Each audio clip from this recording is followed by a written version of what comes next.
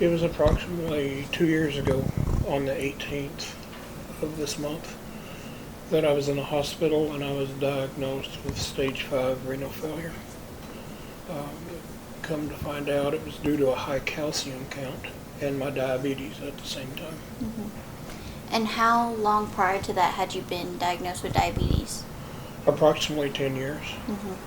What were, in those 10 years, how had you been managing it? What was it like then? Sure. What I had been doing and what I continue to do is I have a injection that I use nightly.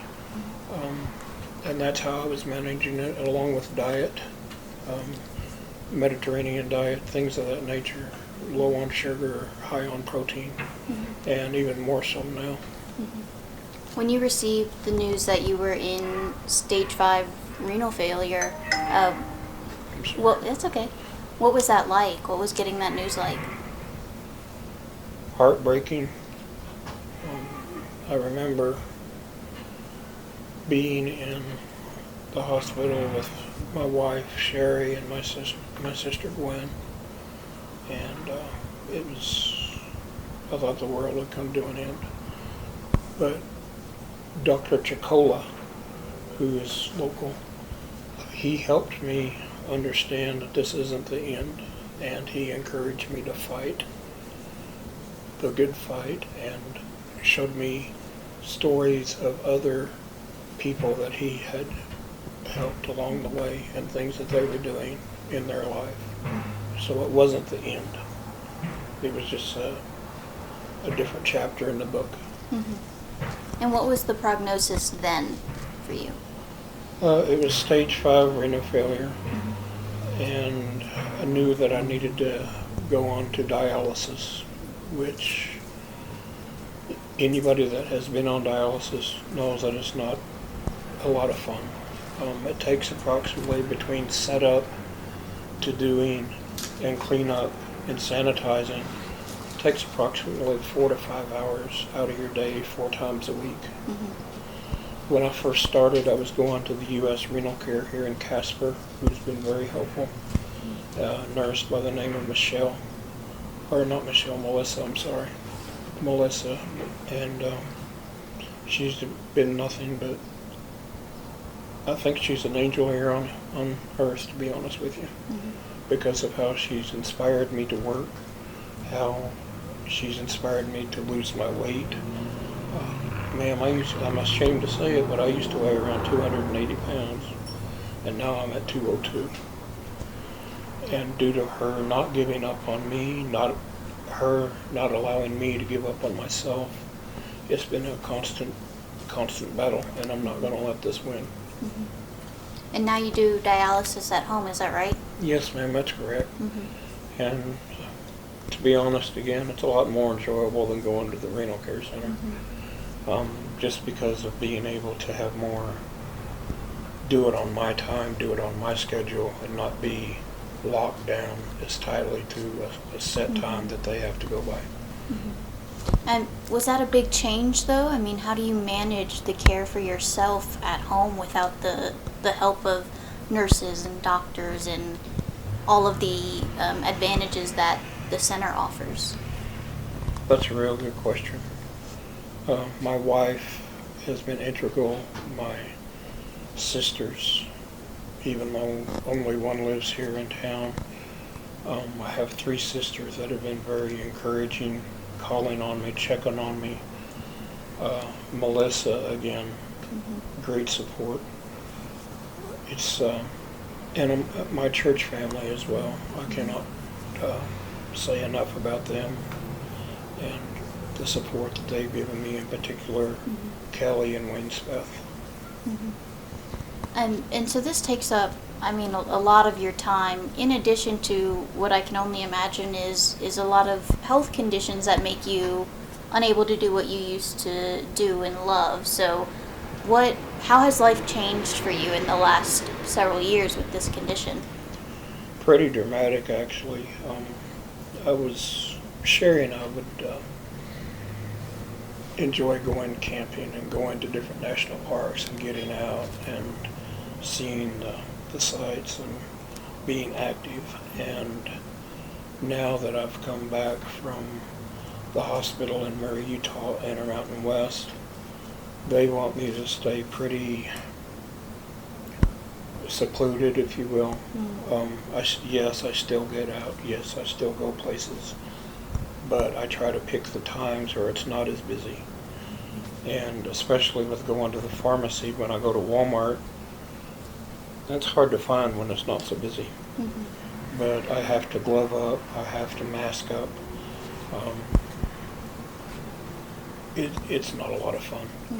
And I would like to be able to get back to seeing our wonderful outdoors. You know, that's what's great about our state, is that we can go any time of the year, be able to get fully immersed in nature and be able to enjoy those things.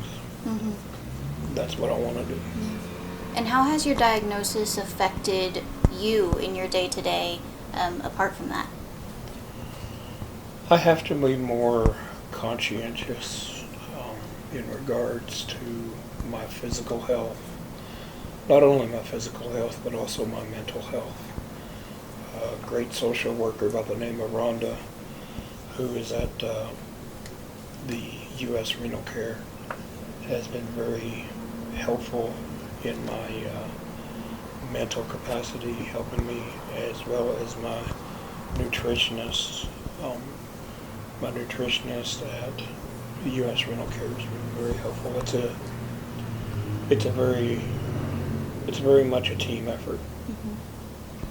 What are the next steps for you in terms of care and working through this diagnosis? The next steps are to fundraise so that I can afford to be at Murray, Utah for a period of 4 to 6 weeks, because once they do the operation, I have to stay close to that area for that period of time due to the weekly and daily checkups and going back to the hospital consistently, making sure everything's working fine.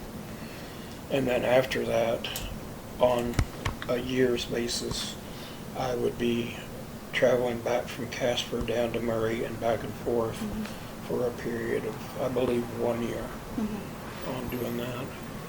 And so those would be the next steps, along with trying to find an organ donor, which is a real big hurdle. But my sister Gwen, she wants to be my live kidney donor, which I'm very grateful for. But one thing to note here when you're looking for an organ donor, if someone is willing to go get tested and to give up their spare kidney, it could save up to 8 lives, not just one, which is a real big thing, I believe. And have you been on the donor registry list for the last 2 years? Is that right? No, ma'am, Okay. not the last 2 years. But I am presently on a national kidney registry list. I believe I've been on there for 7 months, if I'm accurate. Okay. And your sister, where in the process is she in becoming a donor? She has to go through testing herself. The good thing of it is, though, even though the recipient needs to go down to the location wherever the transplant center may be for that person, the donor can actually have their testing done in or around their home. So let's say, for instance, Gwen, since she lives here in Casper, she's able to utilize other health facilities here in town that can do the testing and send it down there. And so, in addition to your own case, what are you trying to raise awareness for and support in? Many people that are in the same position that I am. I feel fortunate, and I feel God has blessed me in that I have more energy, if you will. I have more drive now that I'm doing this. Last year was a whole different story. Last year I didn't get out. Last year dialysis was my life. which it still is today. But I didn't have the extra energy to go to Casper Star-Tribune and ask them if they would be interested. I wouldn't be doing that, and so I'm trying to help those that are in the same boat that I was in. What type of support have you had from the Casper community so far? Oh wow, Days Custom Design, and also Tim with graphics here in Casper. So very awesome people, they really are. As well as my church friends Wayne and his wife Kelly Smith. And what other ways are you trying to support your journey? Ways that I'm trying to support my journey are through fundraising would be through Angel Inc. And through the kidney search would be through National Kidney Register, and I have a donor coach who is in Kentucky, and she's been very helpful. Her name is Debbie.